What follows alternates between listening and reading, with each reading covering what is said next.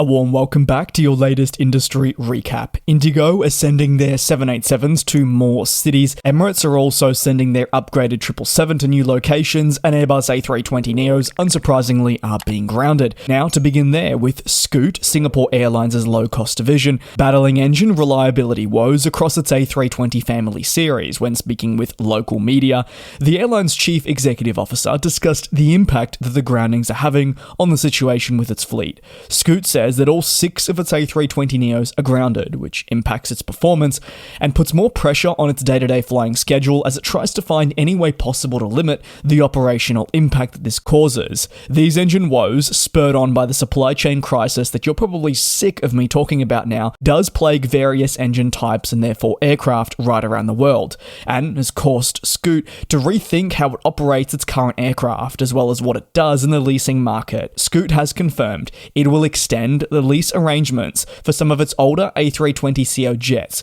which have basically been drafted in to complement the new engine model, but are now also substantially aiding capacity loss driven by these next-gen planes not being in the skies.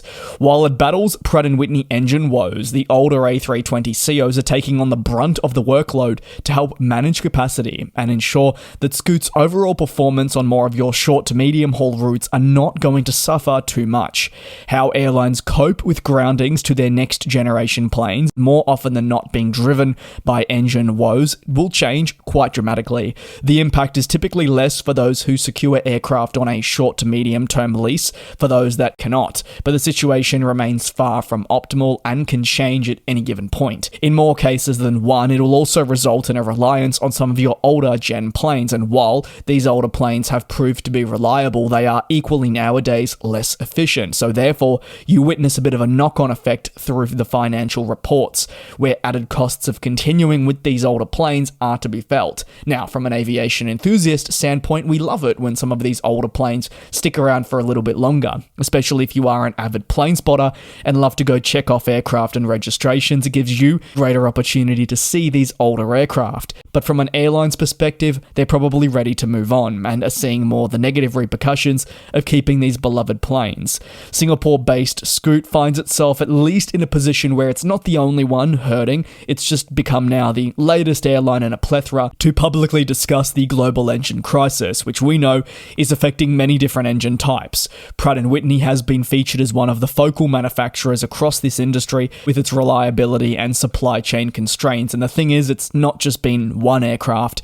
Airbus single-aisle planes have been widely affected, ranging from your popular regional A220 upwards to the next generation A320neo series.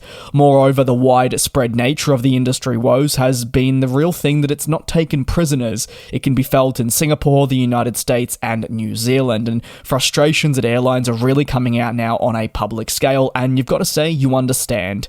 Over to some more positive news, but again, driven by supply chain constraints, Emirates is continuing efforts to overhaul its fleet. Now, this is through a new announcement that more retrofitted 777s will begin flying to global cities. From the 14th of April 2025, Emirates has confirmed that it will offer service with its 4-class 777 from Dubai to Seoul in South Korea. The flight will take place thrice weekly on Mondays, Wednesdays, and Fridays, and thanks to this deployment, Emirates confirms that Seoul will become the second destination in the eastern part of Asia to receive the newly retrofitted cabin. And as a result, from July onwards, there will be 3,150 weekly premium economy seats to eastbound markets, really focusing on the eastern part of Asia and Southeast Asia, all driven by the massive undertaking that's taking place in the retrofit program. In fact, not that long ago, I actually explored it a little bit more. I think that was in yesterday's video. You'll have to forgive me if I've messed up the days a little bit. I try to record these videos 4 to 5 days in advance, so sometimes while I have a schedule, even I get a little bit confused on the timing of release. But it is a massive undertaking. You're looking at over $5 billion being spent. Your premium economy markets are the likes of Tokyo Narita, Tokyo Haneda, Osaka, Singapore, Seoul, and Shenzhen. Meanwhile, away from Seoul, the airline has also confirmed that London's Stansted will become the third destination in the United Kingdom, joining Heathrow and Edinburgh to welcome the latest generation cabin product. The retrofitted product will feature on the 777 from the 7th of May this year, joining a host of other European markets. Emirates says that this 777 jet features your 4 classes, and it includes the new premium economy cabin, but is not just limited to that. We also have the new business class product that is featured, arranged in a 1-2-1 configurations. All seats have direct aisle access, and the Dubai-based carrier, again, is really putting a big emphasis on the privacy for each suite, something that most customers are nowadays looking to really expect.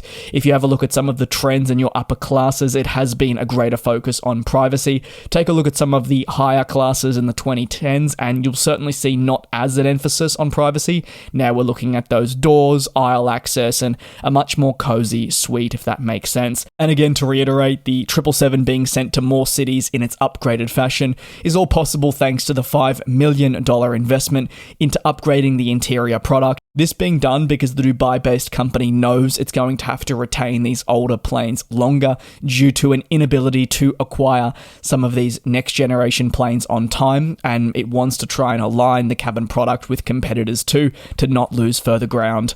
Over to the final story, and IndiGo is moving ahead with planned expansion to Europe and the UK, thanks to the short-term addition of Boeing 787 aircraft from Norse Atlantic Airways.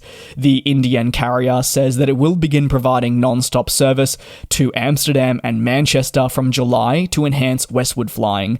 IndiGo says the new European destinations will be the latest addition to the network and will be served with the Dreamliner, and this is all being made possible thanks to that agreement with Norse Atlantic. We know them to be an all 787 operator. That first 787 actually entered service with the Indian carrier on March 1, 2025 between Delhi and Bangkok, and has now been bolstered thanks to a relatively fresh lease arrangement where we saw 3 more 787 Dreamliners that are going to be shipped to IndiGo on a short-term basis. Subject to regulatory approval, both Manchester and Amsterdam will be offered initially by thrice weekly flights, all on the 787, so you'll have a really nice equal balance there. IndiGo says it has really been progressing over the last 2 years to increase its presence in Europe thanks to code-share partnerships with established airlines, but the reality of the situation is it wants to grow its presence by serving its own product to these markets, even if it has to be with a wet lease arrangement at first. When flights commence in July 2025, IndiGo believes it will really signal its own personal intent in the long-winded process of becoming an actual global carrier, all part of those ambitions I have outlined in recent times to be achieved by 2030, where IndiGo will no longer be considered a short to medium haul carrier, but one that is seen on a global scale. If you didn't know, that's all going to be made possible thanks to an existing order for planes such as the A321XLR and the A350 that will eventually be delivered. Think of the 787 as a bit of a short-term solution while it awaits these new planes that are coming directly from the manufacturer. Keen to hear your take on the stories down below in the comments. Thanks a bunch for watching. Take care, be safe, and I'll see you tomorrow.